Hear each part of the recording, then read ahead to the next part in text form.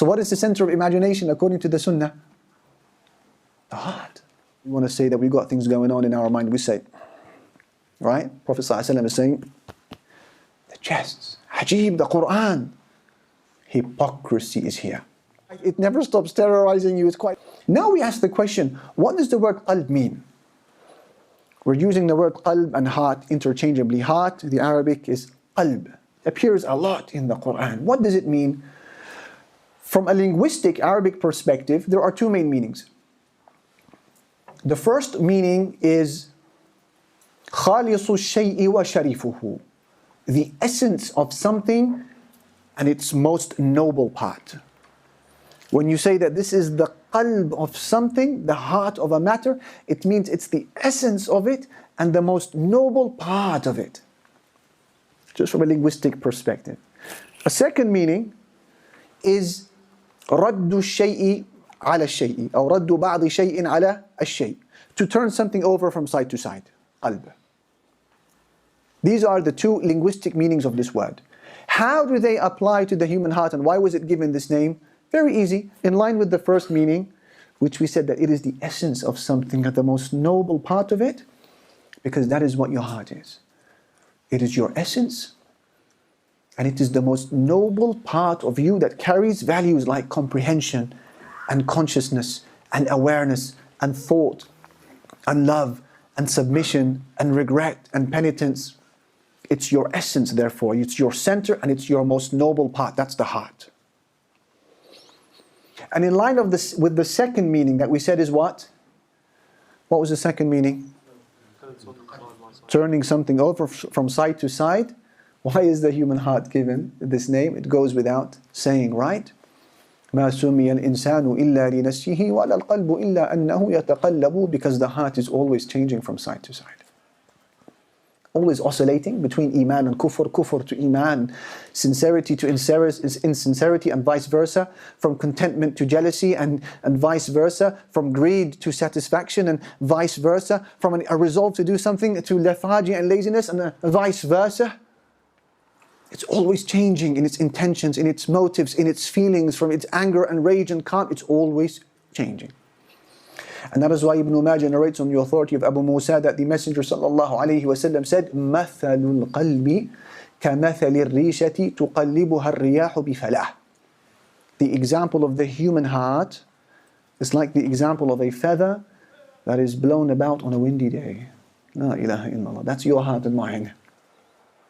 A feather that is blown about on a windy day. It's risky stuff. And of course, there's no contradiction between these two meanings. The essence of something and its noble part, and something that is turning from side to side. There's no contradiction. You can easily reconcile between them by saying the noble matters, the essence of matters, the most valuable matters are things that you protect from turning from side to side and leaving you. So one of the names of the heart is qalb. We've understood this now.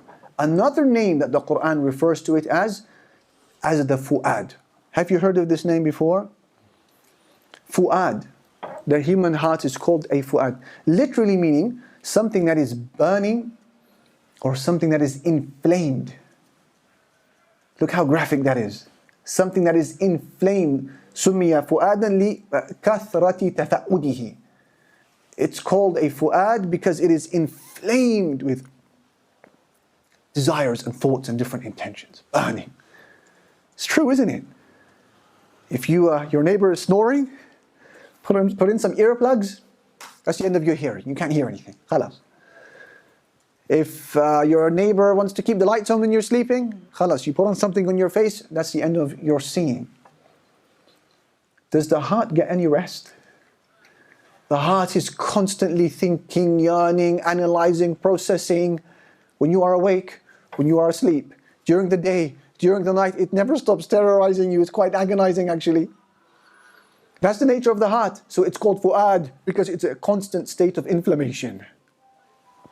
And that's why Allah said in the Quran, إِنَّ السَّمْعَ, indeed your hearing, وَالْبَصَرَ, and your seeing, وَالْفُؤَاد, and your fu'ad, your heart. كُلُّ أُولَٰئِكَ كَانَ عَنْهُ مَسْئُولًا. There will be a question about all of these. Ya Allah, there will be a question in front of the king about the fu'ad, about the heart. What did you do with it? So that's another name of the heart, which is the fu'ad. One more, and I will close the lecture with this. The heart is also known as al-aql. How do you translate aql, brothers? Aywa, how do you translate aql? Intellect. Yeah. Any other translations? Mind. Wisdom. Okay. So could we say, for example, it's the center of reasoning, al-aql, center of reasoning that we always thought was here?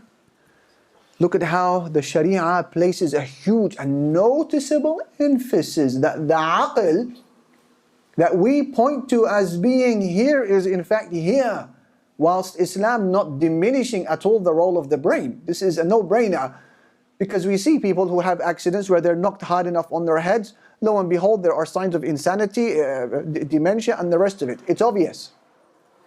But what Islam does do is shift a lot of the attention to this place here.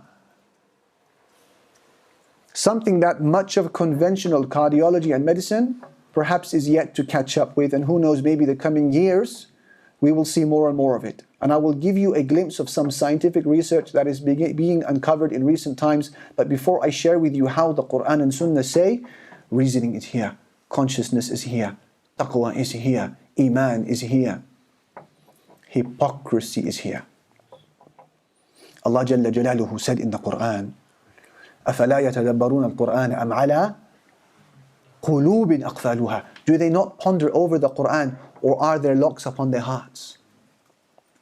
So according to the book of Allah, what is it that ponders? What is it that ponders? It's the heart. Allah Jalla Jalaluhu said, فَطُبِعَ عَلَى قُلُوبِهِمْ فَهُمْ لَا يَسْمَعُونَ. Their hearts were sealed, therefore they cannot hear. Therefore the primary faculty of hearing the correct message is what? This? It's this, according to the Quran. Allah said in the ayah you heard, إِنَّ فِي ذَلِكَ لَذِكْرَ لِمَنْ كَانَ لَهُ قَلْبٌ. There is a reminder in this for he who possesses what? A heart, Allah said. And in another explicit ayah, Allah said, أَفَلَمْ يَسِيرُوا فِي الْأَرْضِ. Do they not travel in the lands? فَتَكُونَ لَهُمْ قُلُوبٌ يَعْقِلُونَ بِهَا. So they may develop hearts that they can understand with. أَوْ آذَانٌ يَسْمَعُونَ بِهَا. Or ears that they may hear with. Listen, فَإِنَّهَا لَا تَعْمَى الْأَبْصَارِ. Indeed, it doesn't blind the eyes. وَلَكِنْ تَعْمَى الْقُلُوبُ الَّتِي فِي الصُّدُورِ. But it blinds the hearts that are in the chests, leaving no room for doubt what is being referred to here. It blinds the hearts that is in the chests. Ajib, the Quran. Huge emphasis on this. وَلَكِنَّ اللَّهَ حَبَّبَ إِلَيْكُمُ الْإِيمَانَ وَزَيَّنَهُ فِي قُلُوبِكُمْ. Allah has beautified Islam in your hearts. And then the hadith. What did the beloved sallallahu alayhi wasallam say?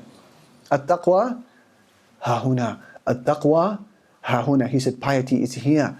Piety is here, pointing to his heart 3 times. What do you and I do when we want to say that we've got things going on in our mind? We say, right? Prophet sallallahu alayhi wasallam is saying, it's the heart. And the Messenger sallallahu alayhi wasallam, he mentions other ahadith that indicate that the center of reasoning is indeed the heart. أعددت لعبادي الصالحين ما لا عين رأت ولا أذن سمعت ولا خطر على قلب بشر. In the hadith Qudsi, Allah said that I have prepared for my righteous servants in Jannah, paradise, that which no eye has seen, no ear has heard, and no heart could ever imagine. So what is the center of imagination according to the Sunnah? The heart. Before leaving, make sure to subscribe, share your comments, and turn on notifications for the latest updates.